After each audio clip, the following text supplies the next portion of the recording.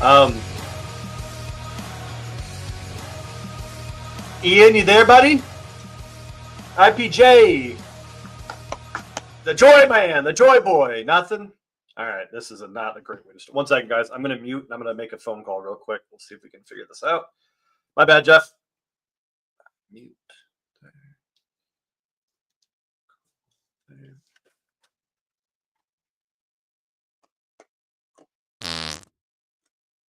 I can hear the fart sound effect. Well, Ian sent me to voicemail right away, so I guess I'm going to run this solo and do something I've never done before and put together the greatest show of all time completely. But I was muted. This is going to hell already. Sorry, guys. Ian ignored my call. I was muted explaining all of that. I don't think I can do this alone, if I'm being honest with you. So instead of trying to force my way through this, Jeff, do me a favor and see if you can get a hold of my boy Michael LaHood. See if he can help us out here, because we know I'm not ready to host yet. Boom. Done. Guess who's back again. LaHood is back. Tell a friend. Guess who's back. Buckets, how we doing? Mike, buddy, I'm doing, of course. Mike, I'm doing well, man. Glad to be here. We've got some good games taking place this afternoon and evening. And as always, I just want to talk about betting on some footy. Yeah, look, happy Monday, everyone. Happy Monday, Buckets. And as always, my second time actually co-hosting the show with you. First time I thought went well. Second time going to be even better. We're going to go into the FIFA Club World Cup mode. I am your host. Love to say that word. Bit new of a word. But I am your host, Michael LaHood, the dude. And Buckets, you're the main man here. And so, Buckets, before we get into anything, I mean, how's this whole experience been for you with the Club World Cup? The first match day was a nightmare. And I think a lot of people in the betting space kind of experienced that because we have so many of these big teams that we were so successful on during the domestic season. We just assumed the domination would continue. Everybody was on PSG, Real Madrid, Bayern Munich, Inter Milan. We expected these big clubs to be big. And that's not what we really saw over the first match day. All three of the Brazilian teams in this competition are top of their groups right now. So we're not seeing the usual domination from the European sides, which is kind of exciting for me, right? It's kind of nice seeing these upsets everywhere, but it did make the first match day from a betting perspective extremely difficult trying to figure out what the hell's going on. Yeah, we got some tasty matches both in Group A and in Group B today. And I love the fact that you can almost smell the money. You can almost smell the $1 billion at stake. The crisp rolls of the bills just coming off the table right there from good old our boy Johnny Infantino that's setting this up to be a tournament to remember. Going into those two groups, let's start with Group A. I mean, we look at the standings, Palmeiras getting it done, and all they do is win when it comes to high-stakes poker matches, followed by Lionel Messi's Inter Miami, the sexiest Major League Soccer side after Philadelphia Union, after Nashville, after Columbus Crew, and, oh, yeah, after Orlando. Not even the sexiest team in Florida just yet, but they look like the real deal with Lionel Messi at the helm. And FC Porto, as you can see, they have a tricky match against Ahly, the reigning Egyptian champions. In Group B, Buckets, is that Botafogo? I don't even have 20/20 vision. I'm seeing Botafogo. Did you expect them to be top of the group? Absolutely not. And that's kind of one of those things where you feel a little bit like a loser when you're in the betting space. You either feel like a genius, you're on top of the world, or you just can't get something right. I talked in depth about how Group B was going to be a blowout. PSG wins that group, no problem. Atletico Madrid finishes second. Botafogo kind of fights with Seattle for the bottom two spots. But, dude, they've looked so good. They're so impressive. And a lot of people are saying it's just because these Brazilian sides are more used to the heat. I think it's more than that. They've looked so good defensively in these matchups. Yeah, don't sleep on the Brazilian Campeonato do Brasil because they have some ballers. I mean, the transition from these players to do the business in Copa Libs, the Brazilian sides, they dominate Copa Libertadores, and it's showing at the FIFA Club World Cup. But as we get more into the details and into the weeds of these matches, there's a tasty match that's going on about 3 o'clock Eastern. That's what, noon Pacific out in Seattle. Seattle hosting the reigning European champions in PSG. Talk to me about that one, Buckets. Got anything tasty? I've got a bunch of tasty stuff for these games. There's just a lot to play for right now because, again, a lot of people, myself included, assuming PSG kind of run over this. But there is a pretty remarkable world where PSG doesn't even qualify. So they need to show up in a big way against Seattle Sounders. They have to win, which you're against the MLS side. No disrespect. You should be able to win this one pretty easily.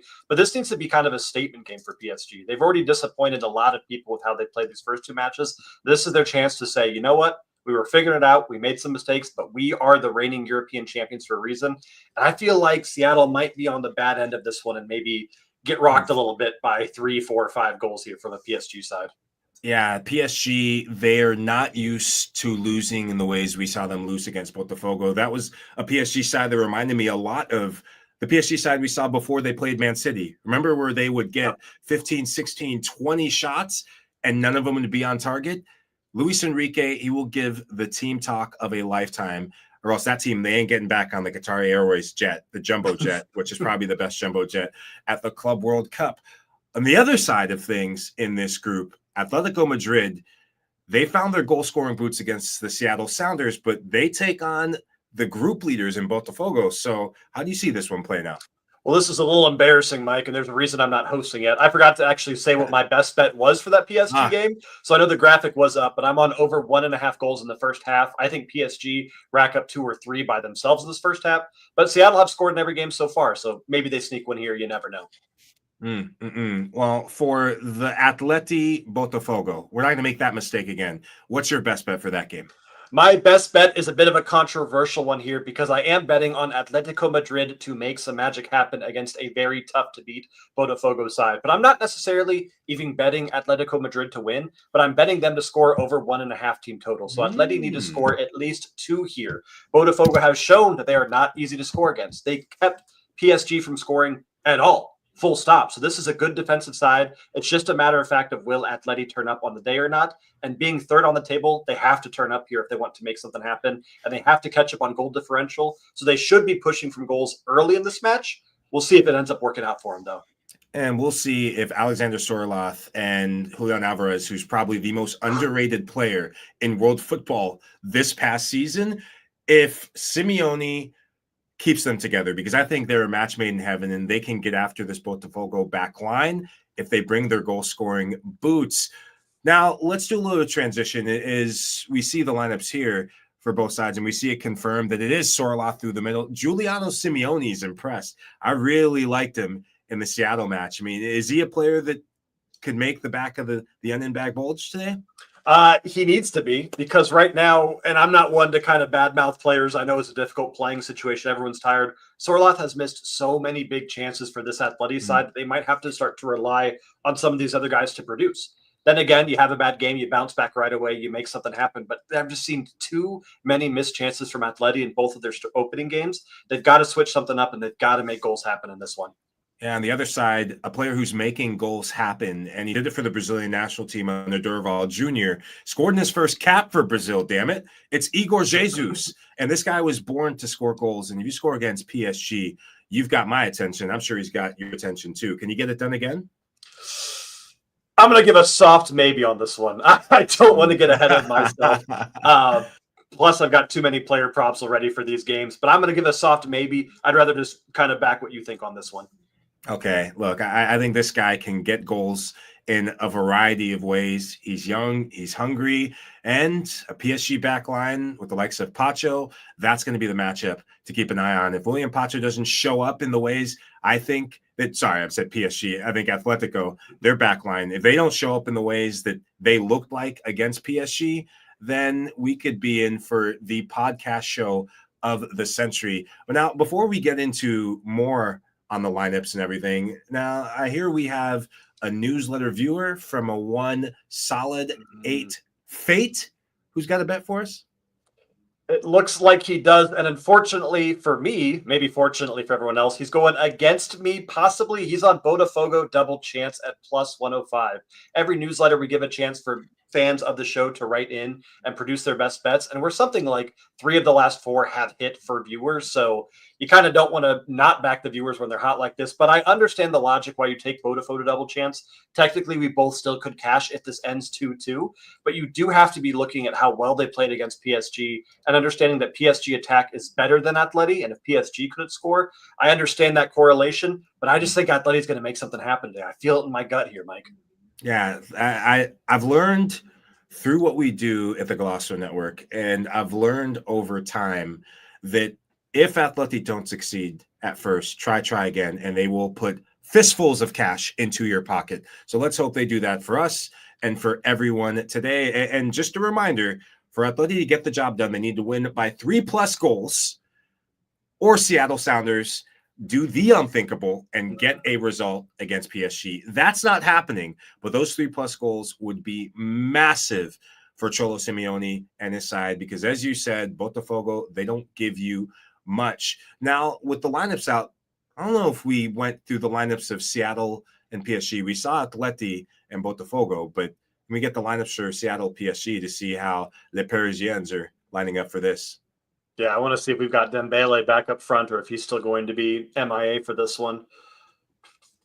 Yeah, well, Seattle Sounders, we see it with Jesus Ferreira, Speed Demon. I actually played against him in Major League Soccer, and I'm still running backwards trying to chase him because this guy, he is a great signing for him. This could be one of those days that, nope, it's not going to happen. He's not going to score goals. So let's flip it over to PSG. I was trying to get you warmed up. You know, Gonzalo Ramos was very disappointing in that Botafogo game, but anyone there in the lineup catch your eye?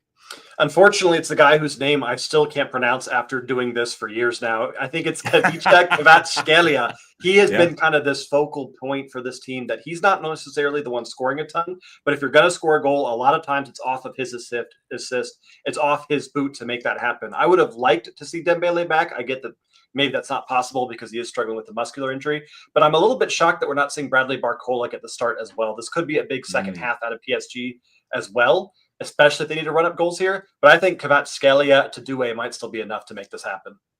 Okay, we've got the player profiles, we've got the player spotlights, but I want to see some bets, man. Let's get some live player odds buckets because my wallet, it's got the itch. Let me pull up a good old sports book here and see if I can get us some player props on the fly here, because I'm looking at that front. I want to see what kind of lines I can get on Kavica because he has been so good with his PSG side. Look at Jeff doing this on the fly. Here we go, Jeff. If you go to goal score props, the top right there, Jeff, let's see if we can find something here. See what Special K is doing right now. And anytime -115 for Kavica or -120 for Desiree Doué. I think both of those are fantastic lines. We're not even seeing Ramos or Barcola start, so don't worry about betting those until the second half. But I would take either of those top two guys, no problem here, Mike. Yeah, I mean, Desiree Doué, anytime goal scorer, I love that shout because for the Seattle side, their left-hand side has looked vulnerable in this Club World Cup competition. And watching their last match, it was just wave after wave after wave of attacks coming down that side. So give it to Doué. As we saw in the Champions League final, this kid is ready to take this team by the scruff of the neck. And no Ousmane Dembele, no problem for PSG and Luis Enrique. That is money that you should hammer at home. Let me give you an even more fun one. Desiree Doué to score a goal assisted by Kavica Kvaratskhelia plus 1,000, 10 to 1 on FanDuel. And you can play the opposite of that. Have some fun with this, but plus 1,000, that's definitely worth a sprinkle for these two. Okay, now let's sprinkle the knowledge over. We touched on Group B. We kind of went over and grazed over the surface for Group A, but I want to get stuck in to Group A because this is a group that's really starting to intrigue me because I remember previewing the Club World Cup, and I didn't give Inter Miami a chance in hell because of how bad they've been. And I said they are the sexiest side in Major League Soccer after about 10 teams above them in the standings. So help me see, Buckets, from a betting standpoint. What bets should I and the rest of the audience be looking at in this match against Palmeiras? Something I've learned over the last 2 weeks is Inter Miami fans are very passionate. So when I went on 9 shows saying how bad Inter Miami was and how they don't stand a chance of getting out of this group, they made sure that I was wrong very aggressively, almost too aggressively, but that doesn't matter because what we're focused on now is not whether or not they're going to win or lose. It's how we're going to make money on how they are currently playing. Lionel Messi from that free kick golazzo against Porto. I don't know how you don't back him in every game right now. So I'm going to start by saying this, Mike. Messi to score or assist. Plus 120, plus 130, shop around a little bit there, but plus a plus sign in front of Messi to score or assist. I know that Palmeiras has been really good defensively. I don't care. I just don't care. Messi being at plus odds is something I will take every single time, especially because Miami's not just playing to qualify. They're playing to make every single pundit and every single analyst in the world that doubted them look like jerks. So they're going to play to win. I think we see both teams to score. I think Messi has a goal contribution. And I think we see a lot more goals than we have been seeing in this group in this particular matchup. Yeah, both these sides, their sides, that they can get goals in bunches. You saw it in the Porto match with Inter Miami, where they're not really fast starters, and then bam, bam, Inter Miami, they're up 2-1. So I love the both teams to score. There's another player for Palmeiras. His name is Estevao, and he's been humming, he's been poking, he's been getting close, but no cigar. Is he one to watch? Are there any good props on him? He's absolutely one to watch. I think Estevao and Vitor Roque are the two people that are going to be watched very heavily for this Palmeiras side. And I'm just going to throw this out there right now because a lot of times with a player that good who's been that close, you don't get good odds for them to score. Right now, you can get him to score at plus 230, Mike. And Inter Miami's defense has not been why they've been doing well. They've been doing well because of their offense. In league play and in this competition, this defensive line is leaky. Estevao or Vitor Roque will score, and both of those guys are big plus money to make that happen.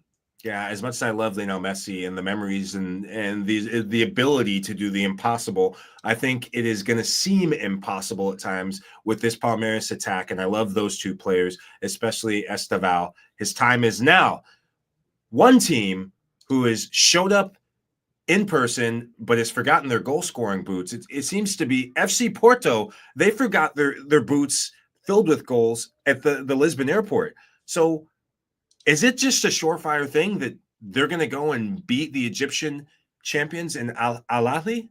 I don't think it is. Ahly looked better than Inter Miami when they played them. I know they played Inter Miami to a 0-0 draw, but they were firing shots everywhere. They beat them in possession, barely. It was just a very close matchup. And if Porto plays remotely how they did against Inter Miami, I think Ahly might give them another shock upset, or at the very least, pick up that 1-1, 0-0 kind of crazy draw. Porto has been very disappointing. One of the more disappointing sides of the entire tournament for me. And at this point, it might be too late for them to turn it around.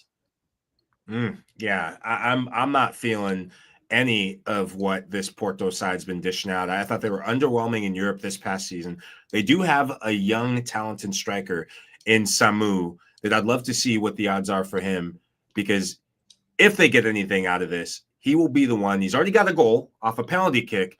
As we see there, Samu, anytime goal scorer, plus 105. That's decent odds that I think it might be well to hammer that home. Now, Buckets, we're not the only ones giving bets. You're not the only one giving bets. Are there any bets from Solid A Fate that we should keep an eye on?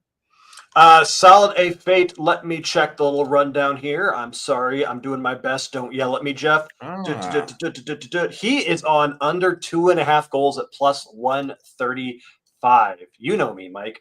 There's nothing I hate more than betting on an under. The 6 times I have brought unders to FC Stoppage time, I am 0-6 on those. So when I bet an under, it is a surefire thing that you're going to see an explosive match. But I understand the logic behind it, especially with how defensive Ahly has shown that they can be. Yeah, the Egyptians, I backed them severely over Inter Miami. And if it wasn't for a penalty kick disaster of a moment, we'd be having a different conversation, because they'd be at Fort, and hey, we got Reed Phillips giving the yeah, baby. Maybe he's giving that to you, Buckets. You got lots of fans out here. And Buckets, Spell Dog 1522 says, Buckets, hi, I'm back. Is that your homie? Is that your boy? It must be. Welcome back, Spell Dog. How you doing, buddy? Good to see you again. I'm so tired today. I can barely remember my last name, but it's good to see you, Spell Dog. Yeah, look, if someone gave me a shout and said I had a nice shirt, I just have a black shirt, I'd be over the moon. But it just shows the following you have, Buckets. I want to circle back around, and with the lineups coming out and just being confirmed, are there any other live props and player props from the Seattle Sounders PSG match that's coming up? Let me get it pulled up here real quick because, again, with the lineups, you see lines move very quickly. Mm. I still love that plus 1,000 long shot. I'm trying to see what some more player props I can bring to everyone. I do think we see. Oh, here'll be a fun one. PSG over 9 shots on target is plus Mm. money, plus 1,000. Wow. If we really think PSG is going to hammer them like I do, that could be kind of an ugly game. You can even ladder that all the way to 15, which is plus 28,000. Maybe don't Mm. go that high, but PSG, I got a feeling this is going to be an ugly game for Seattle.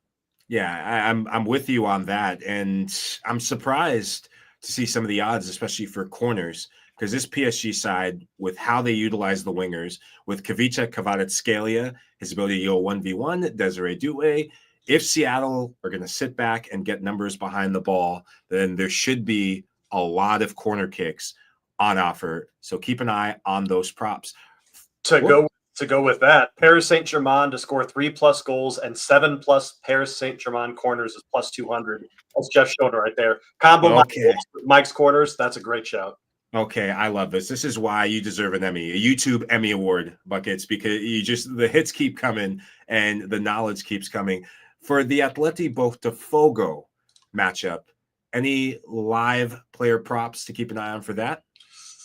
Not a ton there that I love outside of what I've already given out. Again, Botafogo is just such a tricky team, and frankly, I don't want to over exasperate myself on any individual game. And if I was going to bet more than one bet on a game, it wouldn't be this one. If you had to pick something, I just, Sorloth needs the redemption arc, but I just can't back him right now. I'm probably looking at Alvarez to score, but at plus 110, that's not the sexiest look against a really tough Bodo side.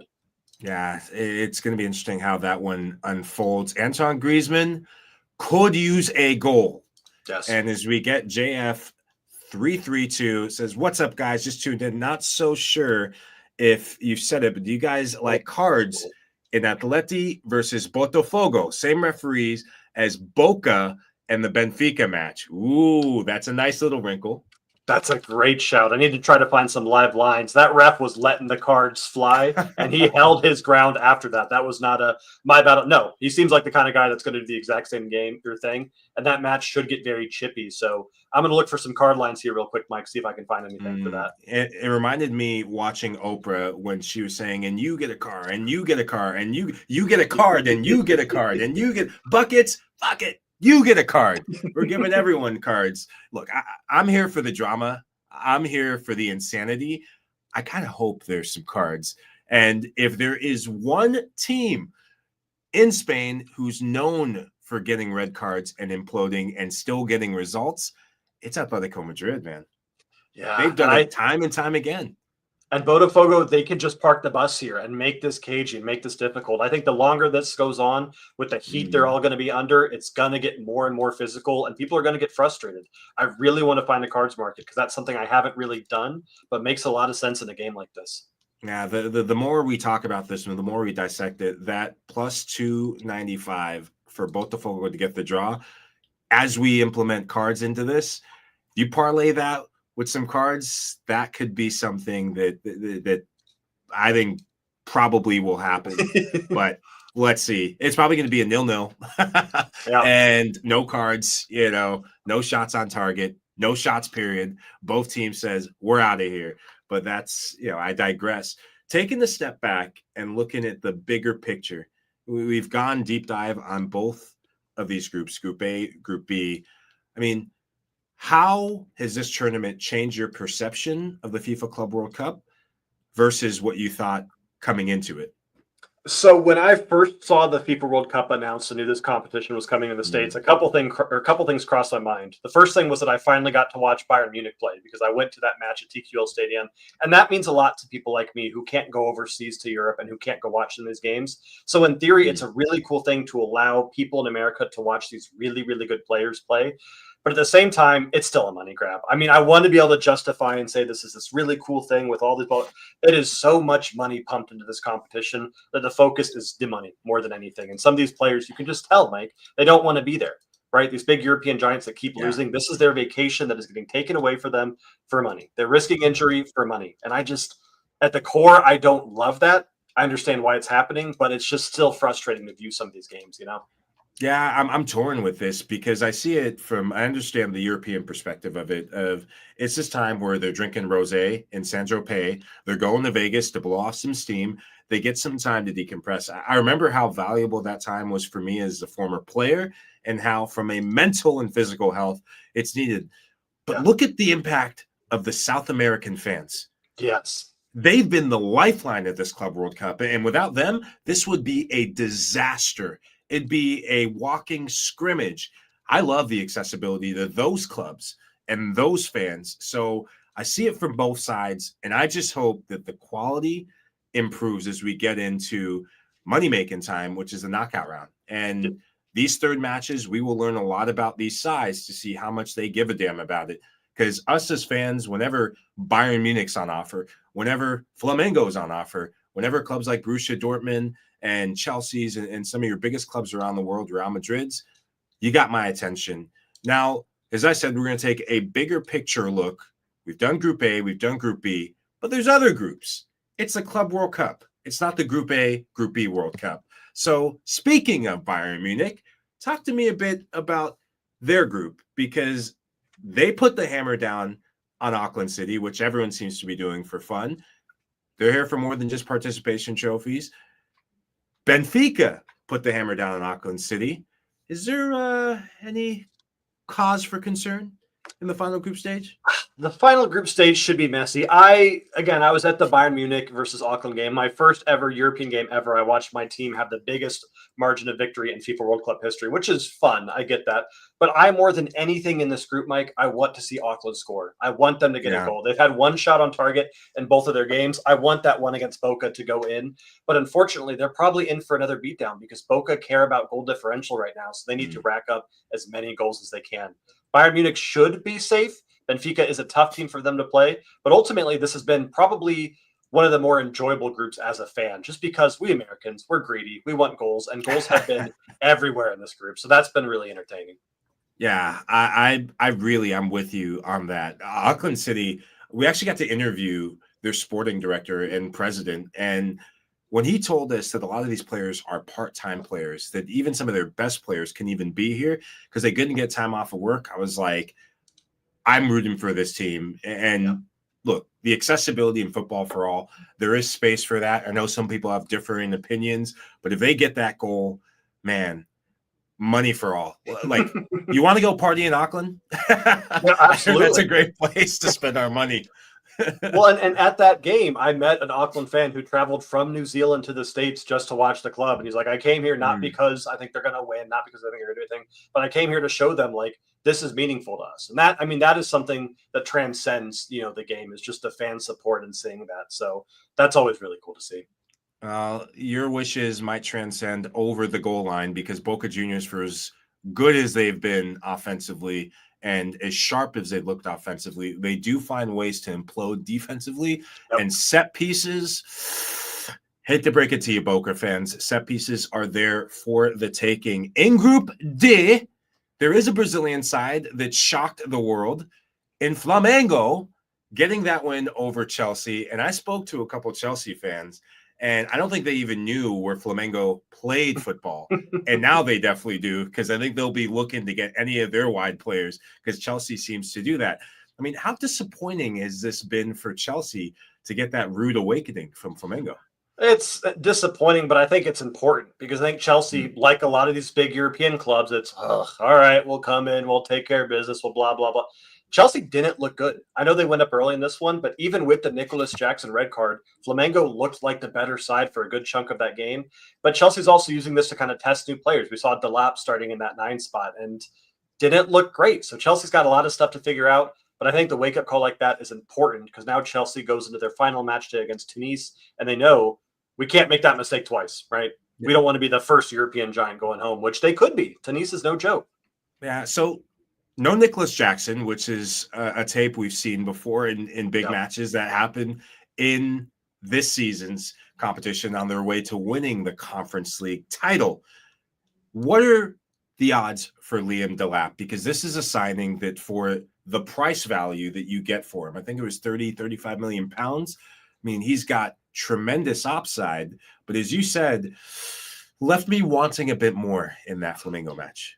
He needs to step up because you got no Nicholas Jackson. Cole Palmer has not been Cole Palmer for the last few months now. If you're relying on Neto to be your goal scorer, this is not the Chelsea that needs to be Chelsea. I mean, this is $1 billion club. You can't, no disrespect to Neto, you need more than just him to make that happen. So Delap is in this position where he needs to use this last game against Nice to show Chelsea's fans why he's there, to show everyone why they spent that price tag, especially without Jackson, without Palmer performing. A lot of eyes and a lot of pressure is going to be on Delap. And I think he's going to show up, but he needs to show up. Yeah, no, it's from your lips to his boots that they find the back of the net, because he's a guy that clubs like Manchester United wish they had for the price value, and he's Premier League proven. There is another game in that group with LAFC, who held their own against Chelsea, but LAFC, who go up against the leaders in the group in Flamengo without a single point to their name. My question to you, Buckets, is where the hell has Danny Bouanga been? Because he looks like he's been on vacation. He's been underwhelming. And now he goes up against Flamengo? Come on. Yeah, no, he needed to produce something against Nice or Chelsea, because I don't think he's going to be able to do anything against Flamengo. We've already talked about how good these Brazilian sides are. I think Flamengo is going to be a tougher challenge for LAFC than Chelsea was. Flamengo really only needs a draw on this one to guarantee top of the group. They are going to lock shit down. They are going to make this unbearable for LAFC. And frankly, they're going to bully LAFC. And I don't think Bowango's the type of guy that's going to rise to the occasion and try to make something happen in a game that might not even matter in terms of qualification. Mentally, you have to be a little checked out at this point, right? Yeah. No, I mean, they have big games on the horizon as well in Major League Soccer to get their season kickstarted in a way. And things are happening for them in the offensive end of the league. But it just goes to show you that if you don't have that international certified quality, Messi being one of them, you don't stand a chance against some of the big boys. Hey, nice shirt. Who is that? Keegan KC? Appreciate you, brother. I think it's the first time anyone gave me a personal shout out. Keep wearing black shirts for LAFC's funeral. But I digress. Group E, the South American side yet again, River Plate of Argentina. They've been kicking some ass and taking some names. They take on Inter, the reigning runners-up of European football and runners-up of Italian football and runners-up at everything, including life. Is there a reason to believe that River Plate can get the job done against Inter, or is Inter going to show their true quality, as they usually do, better late than never? I don't know if they're going to right now. I have been underwhelmed by this Inter side that drew against Monterrey and barely beat the Urawa Reds. They were 3.5 goal favorites against the Reds, and I mean, they won, so you got the job done. That's good. They had 82% possession, 26 shots, and they only scored twice. That's not good enough in a competition, in any competition. Inter Milan has been missing that key final finish. They've been relying so heavily on Lautaro Martinez, and without Marcus Thuram to kind of back him up, they just haven't looked that same, deadly style of Inter that we're used to seeing. River Plate, like a lot of these South American teams, are just so frustrating to play against, and I think we might see those frustrations come to a boil. And frankly, I don't know if Inter even win this one. I think it's going to be another really tough matchup for them. Oof, man, I really hope that happens, because I think they're going to be tremendous numbers, especially live props throughout that game. I mean, there is a kid who is going to go to Madrid in Franco Mastantuano. I watched that first game for River Plate against Raw Red Diamonds and had a bit of nerves about him. But this River Plate side, they are for real. And I think they could be a side that makes a run into the deep ladder stages of this match. And as Spelldog 1522 said, River Plate is missing most of their midfield for this match. So take everything I said pretty much and throw it out the fucking back door. That's what I just heard in that. But that's either here or there. Last game of that group, Raw Red Diamonds taking on Monterrey. I mean, Sergio Ramos, is there a chance to believe he's going to get a goal or a red card or one in the same? You got to find a bolt that's goal, or find a bet that's goal or red card. That's the way to do that. Urawa Reds, though, they're one of those teams that the fan bases have been so impressive. I've seen videos of them showing up, making the trip, doing anything they can to back their fans. They're another one of those clubs that even though they haven't won, you want to root for them. Maybe not to win, but you want to root for them to score. Monterrey have the quality to handle this no problem. And if they win, there's a chance that they sneak into that second spot as long as we don't see a draw on River Plate or Inter. So Monterrey should win this one, I think, pretty easily, Mike. I love that shout. And I think it's actually going to happen. They have some European proven players that they've signed. You think of Lucas Ocampos. I think that's a hell of a signing. And he's looked like that sort of player that can make a goal out of nothing. And now he's just got to prove it. Group F, which if you are an Ulsan fan, that's F me. We're getting absolutely effed this tournament. They have the measly task of taking on German giants Borussia Dortmund. Borussia Dortmund, things are starting to tick and click. Joe Bellingham getting on the score sheet. And that midfield, him, Felix Mecha, they look very promising. There's no chance in hell Dortmund throws this one away, do they? Yeah, I want to say no, but they conceded 3 to Mamelodi Sundowns. So defensively is where they're going to have the issues. They're good enough to score 2 or 3 against Ulsan, no problem. Ulsan is not the best attacking teams by any means. If they play to a fraction of what Dortmund are capable of playing, this is an easy run-of-the-mill win for them. But I said the same thing against Mamelodi, and then they conceded 3. So it's just so hard to predict some of these teams, especially really bad teams, producer Jeff, like Borussia Dortmund. But I think they should handle this one pretty easily. Hey, look, they've got fart sounds. I'm farting in the wind right now because anytime I hear Borussia Dortmund, I think of Bundesliga. I think of the chance to throw away big occasions. So hopefully Dortmund doesn't do what we've seen them do in big moments. Now they're going to hammer them. The other game of this group, Mamelodi Sundowns versus Fluminense. Actually, little tidbit. I went to the Flu Dortmund game, and they should have won that game had it not been for Gregor Kobel. Flu winning 4-2 over Ulsan. I mean, Flu, they should be the favorites to win this game, but are they going to win this game outright? They should be the favorites, but Mamelodi are a difficult team to mess with. This is a team that we've seen produce good results and keep things close. They beat Ulsan 1-0. They gave Dortmund absolute hell. This is a good side, and I don't want to count them out.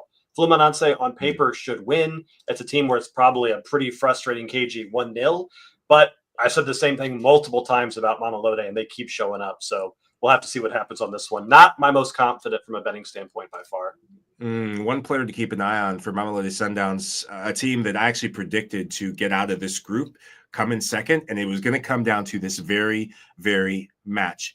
Lucas Ribeiro. Look his name up.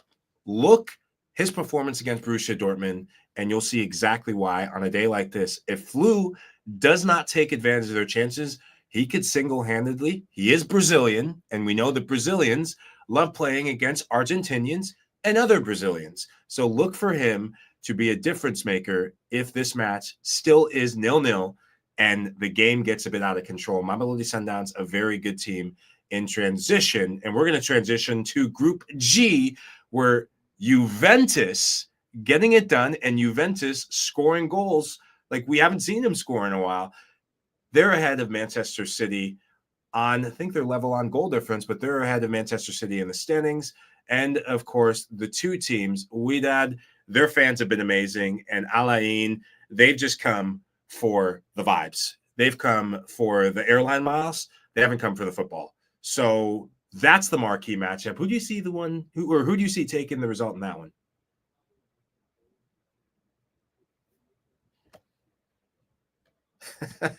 I'm muted. My apologies, Jeff. In Juventus versus Man City, I'm actually leaning a little bit towards Juventus. They've just been so much fun to watch. This is a team kind of playing with that Bayern Munich mindset right now. They just don't give a damn. They are coming and they are playing every single game to the best of their abilities. And Randall Colomwani has looked so good for this Juventus side. Man City, of course, loaded top to bottom with quality. This is a game that's going to be very frustrating because it's either ending with 9 goals or it's ending with 0 goals. And I don't know which one we're going to see, but I'm hoping for a shootout. I'm hoping for both teams to score over 2.5, over 3.5. A ton of fun in this one, but I've just been loving Juve in this competition. I can't not back them right now. Yeah, I love Juve when they play teams from Africa and the Middle East. I don't love Juve when they play anyone whose salary and budget is very legitimate. I I actually think Juve could get pumped in this one because their back line, it's not even the first choice back line. They've been playing with Savona as their center back. And if they are to beat Man City, their goalkeeper, Michele Di Gregorio, he is one of the best goalkeepers in Italian football right now. And if Gigi Donnarumma didn't have the season of his life for PSG, he could easily make a case to be the starting goalkeeper for the Italian national team. So if they do get it done, as you're saying, Buckets, keep an eye on him to have some significant saves. But as we see some of the players to get some goals, you like Randall Colomwani, anytime goal scorer? I do at plus 290. I mean, even if they do get pumped, I don't think they're getting pumped to nil. So let's say it's 3-1 City, 4-1 City, maybe. Not what I think, but maybe that's kind of what people are thinking. One goal is going to come from Juve at least, and Randall Colomwani is too good not to bet on right now. Okay. Well, I love that shout. Keep an eye on Kenan Yildiz as well for Juventus. Young player, Turkish national team, plays with Arda Güler. Scored a brace against Wydad. He will be here at the World Cup next summer, and he is a player whose stock could be on the rise in this very next campaign. All right, the final group. It's the group that we are all talking about in terms of new stars and transfers. Real Madrid, they are topping the group. They've made hard work of it to get their goals and get some of the results, but it's a Real Madrid way. They are at the top. Red Bull Salzburg. I didn't see that one coming. Did you, Buckets? No, absolutely not. I spent a lot of time trash talking Salzburg, so I apologize to our Austrian viewers. I just have not been impressed with them in the Bundesliga season, but hey, they're second for a reason. Yeah, talk to me. They're going to beat Real Madrid. Talk to me. No chance. Real Madrid beats Salzburg by 4 goals or more. Al Hilal, I think, beat Pachuca. I don't think Salzburg even get through. Qualify. I think we see Real Madrid, Al Hilal, Salzburg, Pachuca. That's my that's my table. I'm with you on this. This Al Hilal side, for decent parts of that match, they were knocking the ball around Real Madrid like they were Barcelona. And they have a manager in Simone Inzaghi who is used to getting results at opportune times. So that would be a monster turnaround in that group. For Madrid, the goals have been coming from different places, but the productivity in the final third is coming from a youngster in Gonzalo Garcia. Could he continue this hot streak he's on? I think he definitely could. I am such a fanboy of Arda Güler, though. If he gets the start, that's the guy I'm betting every single time, no matter what. And if you look at the table here, he's not even in the top 6 players. You got to scroll down to find him, and at plus 340 for Real Madrid's team that, again, wait till he's starting, check lineups. You don't want to bet him, and then he subs in the 80th minute. But if he's starting, that's a ridiculous number for a Real Madrid side that at minimum scores 3 goals against RB Salzburg. I love that shout. And keep an eye on this. If Jude Bellingham's brother Job scores a goal in Dortmund's match, put the money down on Jude. Jude, absolutely. Because you know that sibling rivalry is going to be there. If anything he can do, Jude's going to want to be a bit better. Okay, now let's shift over to there's winners, there's losers, there's biggest wins, and there's biggest and toughest losses. What have been some of Stoppage Time's biggest wins so far in the Club World Cup? So on our biggest wins so far, and again, these are in our newsletter, so make sure to go to fcstoppagetime.com and subscribe so you're getting these bets for free sent directly to your inbox. But we have three bets were over plus 200 odds of cash. Juventus over 1.5 team total in the first half against Al Ain. Real Madrid versus Al Hilal, both teams to score in the first half. That game ended 1-1, so we got lucky on that one. And John Arias for Fluminense anytime goal scorer versus Ulsan. That was an IPJ classic. He was all over Arias to make a big impact for this club, and he has done just that. But even outside the top 3, plus 190, plus 170, plus 150. We're having fun in this competition, and we're not shying away from the scarier plus odd numbers. We're just betting on whatever we like here, Mike. I love the one that catches my eye, and I love John Arias. I watched him in the Copa Libertadores when they had 2 seasons ago, and he was one of the best players in South America. And the big reason why the Colombian national team were able to have that stint where they looked unplayable. That combination, I mean, yeah, Lucho Diaz is a baller. Yeah, James Rodriguez, you've heard the name. You remember him from Bayern. He is an absolute baller on his day. But players like Arias, they are ones to keep an eye on. The one I really love, that's one that could unfold again, Rodrigo de Paul, 2+ fouls. You're playing against a chippy, a solid Botafogo side. I'd like to see that one repeat itself. I think that could. And if it's anywhere plus odds or plus 170 or even plus 200 odds, I might put that in my own wallet. That was our first time having a foul-based bet on the show. Wow. That was an IPJ special, and he was all about that. He's like, this is just a guy who will put his body on the line for better or for worse. He's going after the ball or the ankles of the opponents no matter what, and that's exactly what he did. Yeah, he might go after the neck today because he's Argentinian, and they're playing against Brazilians. But now we bust out the violin and we go into the toughest losses, biggest L's of Club World Cup so far. So as I change my voice into a eulogy, Buckets, take me through what the hell happened here. Well, this is a bummer because I think all 6 of these are mine. I don't think a single one of these came from Ian. Ian's been on a heater. Dude is not missing anything. No. Inter Miami versus Ahly over 2.5 goals. That was the opening match of this cup game where everyone was saying Miami, big goals, big showing up. Everyone's going to do great. And we watched 90 minutes of just fart noises, Jeff. Absolutely nothing out of that game. Benfica DC versus Boca. It was Benfica double chance plus under 3.5 goals. You can't cash that when Boca scores 2, so that one died pretty early. Marmouche, I don't believe he's scored yet in this competition. I could be wrong on that one. Just some tough beats, though. But I think what the most important thing about this is if you look at all of these losses, these are things that took place in the majority of the first match day where everyone was still trying to figure out what's there to play for, who's going to show up, who actually wants to be here. And since the really bad first day, we've been doing much better in this competition. We just had to kind of get a gauge and see what some of these matches were going to do. Yeah, Omar Marmouche, I talked to his agent. No, I didn't actually talk to his agent, but in my mind, I did. And he's saving his goals for the Premier League. Hell of a player, just really hasn't looked the part so far. And Kyle Reese dials in and says, can someone confirm with me what Buckets' picks are so far? Buckets, you want to rewind the tape? We're going to fast through these as we've got the game starting up here in just about 10 minutes. Seattle versus PSG over 1.5 goals in the first half at -110. Atletico Madrid versus Botafogo. Atleti over 1.5 team total at -130. Ahly versus Porto. Mahmoud Trezeguet +1 shot on target at -110 for Ahly. And then we've got 2 bets for Miami versus Palmeiras. We're on both teams to score at -110 and Messi to score or assist at +130. Love the Messi shout as always. That could definitely unfold right before our eyes. And another free kick, man. When it comes to foreign teams, international teams, free kicks into the top corner are always the things that happen. Well, Buckets, you said it. We're in at about the 10 to 12 minute range. I mean, lineups are out. Lineups are confirmed. Anything else to discuss? Possible futures? I'm a big advocate for, when you've got so many bets on these games, you want to kind of limit to what you're doing because I could easily give out 20 bets per game, but that would not be smart, and we would see a lot of losses.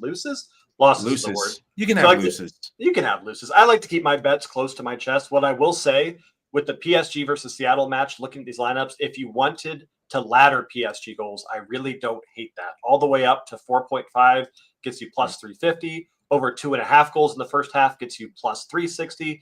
PSG need to make a statement here. And even though they don't have Ousmane Dembele, who I'd love to see, this is a good enough team to pump 3 or 4 past Seattle.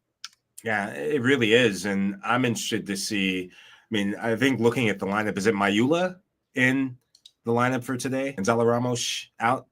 Can we confirm that? I think so. I'm going to double check it on PSG's Twitter just to make sure. If it is Mayula, that is a kid that we all need to pay attention to because in the last 2.5 months, Mayula in there in the center forward position. He can also drift out wide, and Desiree Doué can play in that false 9. We've seen Desiree Doué play false 9 for PSG in the second half of the season. But he's that sort of player that has a nose for goal, an eye for goal, and this could be his moment against a very vulnerable Seattle Sounders side. So as the props are there, especially live props, if you see him get a chance early, hammer that in if there's plus odds on that because this kid, he's got the talent, and I'm definitely going to hammer that.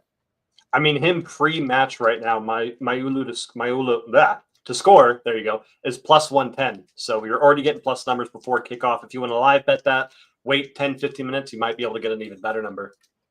And the other match, the Atleti Botafogo match, is we've discussed just ad nauseum about both these sides. Atleti with their front two, that they can score goals in bunches. This Botafogo side with their stingy backline, good defensive record.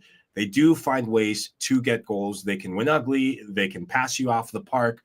But as we take just a bigger picture look, any players or any odds or props that we may not be thinking about right before kickoff? This is going to be a cop-out answer, but no. This is the game out okay. of any game taking place today that I would be careful on, and I would really emphasize betting responsibly because Botafogo is just so tricky. And as much as I think Atleti will do well, I'd hate to give out 3, 4, or 5 goal scorers just to watch this play to a 0-0.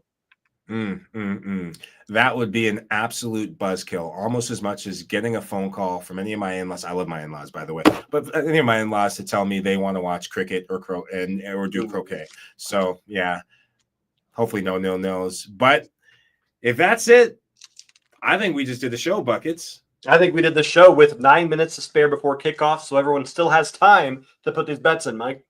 I'm gonna have time. Where's my phone? Let me grab my phone and get my what platform am I using? What platform are you using for the bets? Yeah. I want to get the good juju from you. I'm using for that my favorite bet, the long shot for that Kavicha one. That's on FanDuel, so you got to do the FanDuel to get those players. Smart man. I'm definitely going to do FanDuel, and I'm definitely going to get my money in for today. Well, that is all. Let's get talking. Ooh, says let's talk Golden Boot futures. The R and all right. Golden Boot.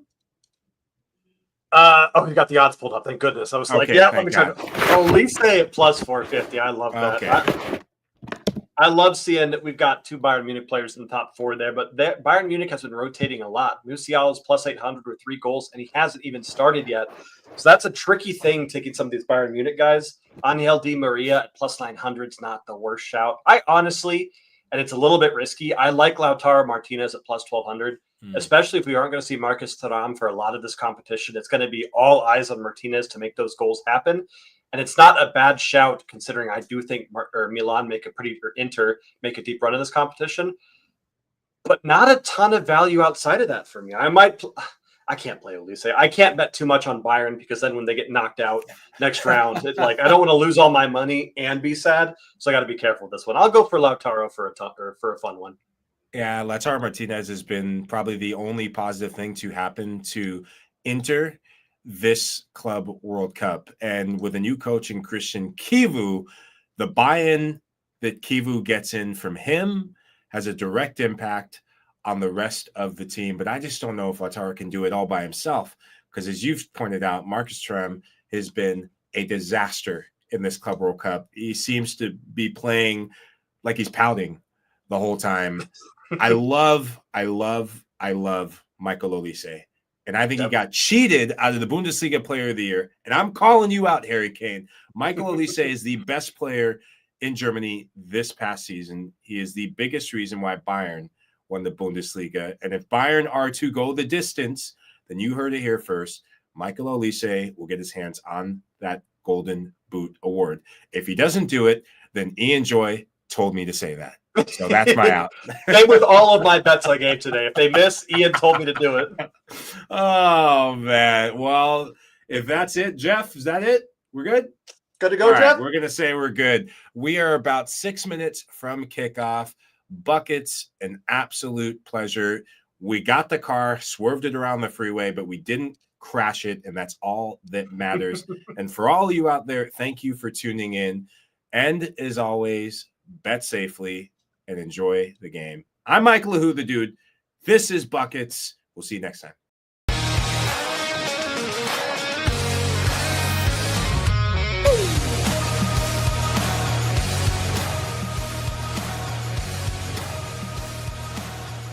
Stoppage time.